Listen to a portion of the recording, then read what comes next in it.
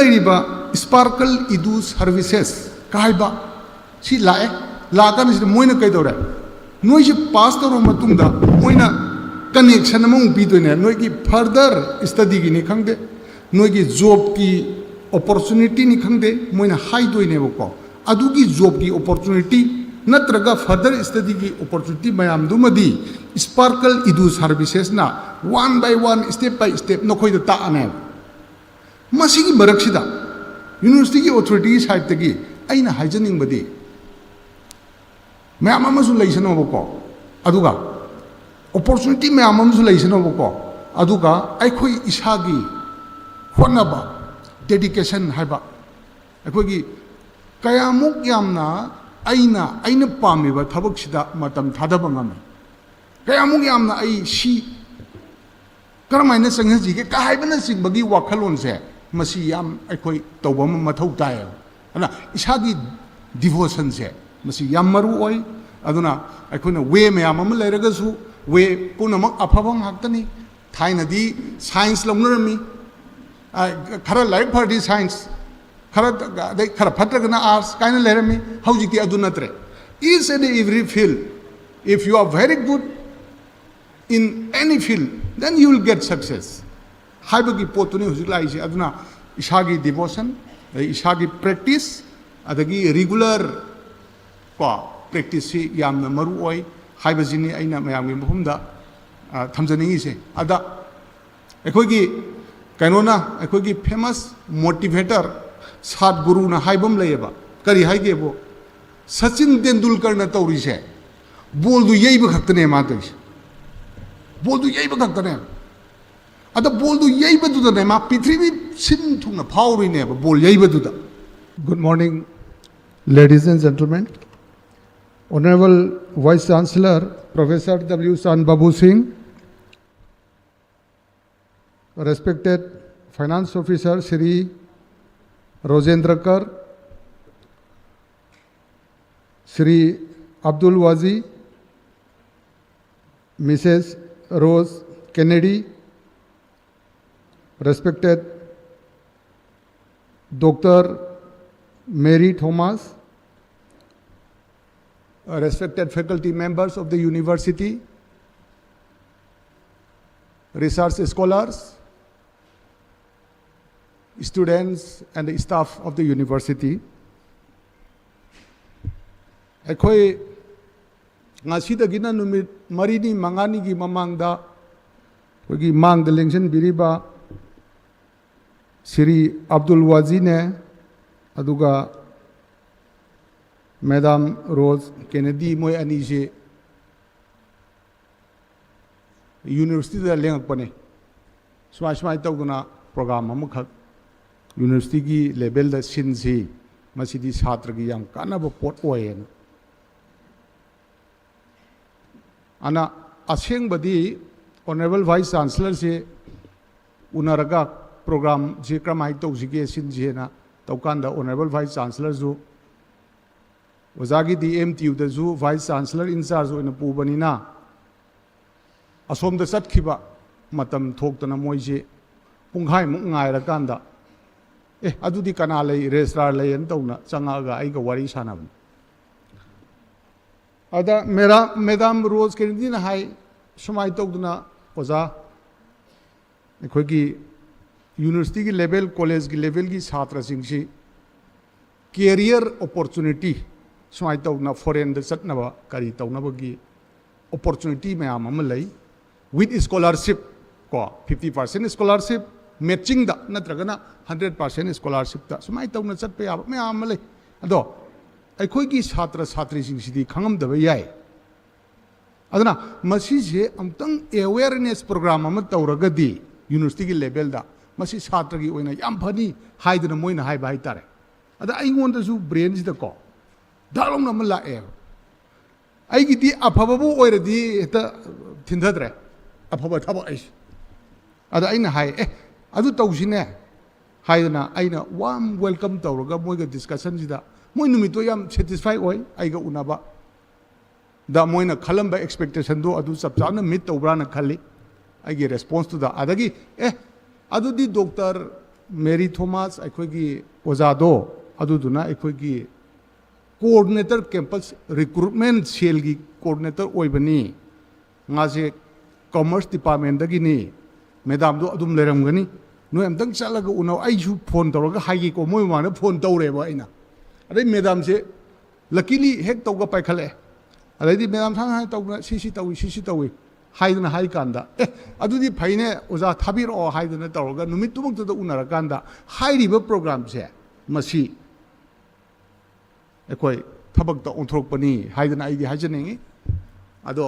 अखोगी campus recruitment cells अदगी अखोगी Sparkle Edu Services को बीएसडी अखोगी मेनली बीएसडी हैदराबाद ओरगसु मणिपुर दसु सिगी ब्रांच अमा लेबनिना याम खुदोंग चादुइने अखोइदा अखोइ इसा इसाना मपान द चनिंगबगी अपॉर्चुनिटी फॉरेन कंट्री द चनिंगबगी अपॉर्चुनिटी विद स्कॉलरशिप लेरगदी अदुना अइदी अदुगी फॉरेन गी चटपगी कनोदु यामना खंगबदी नतबनिना हॉरेन एक्सपर्ट ना करी करी फील्ड कमाई चट याई नखोई मथंग जहीद चटके हायरगदी कर्म मतमदगी एखोई एप्लीकेशन सबमिट तौगनी अदगी एप्लीकेशन सबमिट तौब मतमदा करी करी चंगी करी डॉक्यूमेंट चंगी का हाइबना सिंग मयाम जे हॉरेन इंटरेक्शन प्रोग्राम दा मरुओइना छात्र छात्री जिंगना इंटरेक्शन दु याम मुन्ना डाउट तो हंगोगदब डाउट तो सहीसिदने मोइ चखरगा अखोइदा हंगबदा अखोइना दुम खुंबंग ngमोइदोइनी को अदुदुना मोइ लेरिङैसिदा इकाइबे यादे कईगुम थबक अम तौगे हादि इकाइबे याद्रे अदुना हंगबताई खंगना पोलब कराम लै पोते को अदा आई हंगुबदा मयामना आइसे सुक्यामना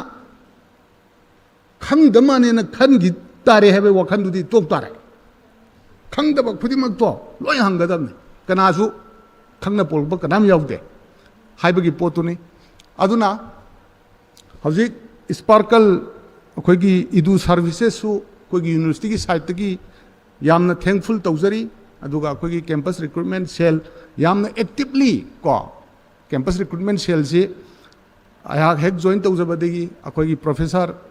ऑनरेबल वाइस चांसलर का पुल्ला कांदा कैंपस रिक्रूटमेंट सेल सिमदी यामना स्ट्रेंथन तौहनजी हाइदना मागी मिनिमम रिक्वायरमेंट आईटी की फैसिलिटी खरा फर्नीचर खरा अखोई पिजगरे यूनिवर्सिटी की साइड तगी अदो अखोइना पीरिबा इनपुट तो अदुदगी हेन्ना आउटपुट तौथोरपसिना हेली यूनिवर्सिटी की साइड तगी आईवीएम इकाई अदुबो याम फजना ओजाना तौबी अदो ओजादा इना रिक्वेस्ट तौजगदबा अमदी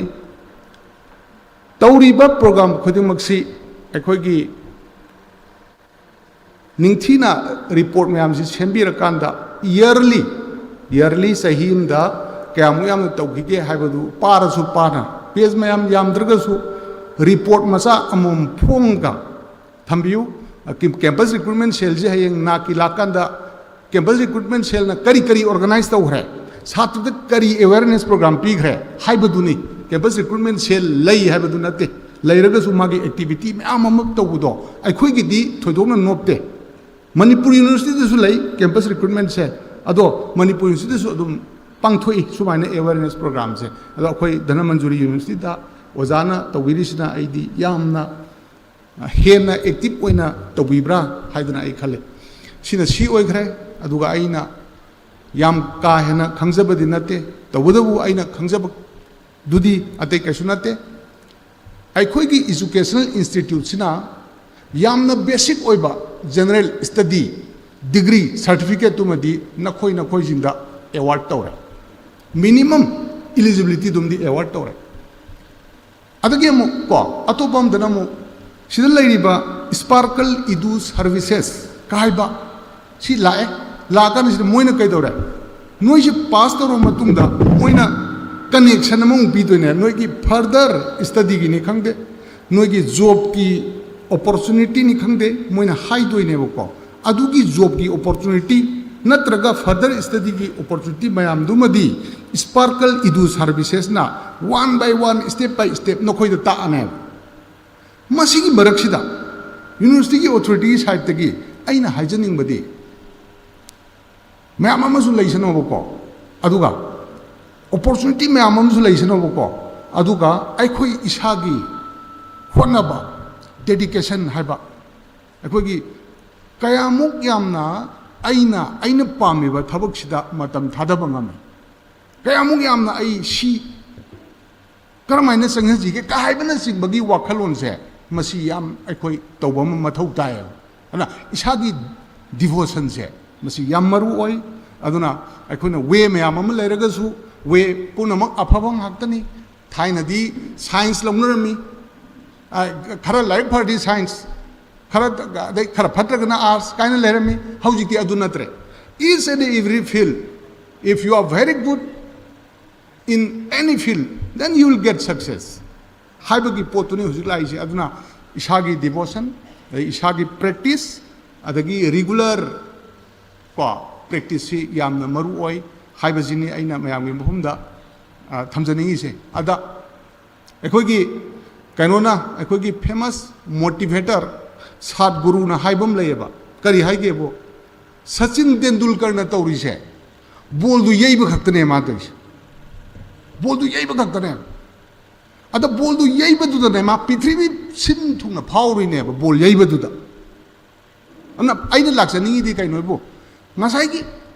करमाइ तौदुना पोसी बॉल खुयैदो पृथ्वीदा अमुक्ता यैदबा मी कहीं यैबदुनेबा माना यैरिदो अदुगी पोतु तालो हाइबनिदा पोसे अदना आइना पामिबा लाइन्सदने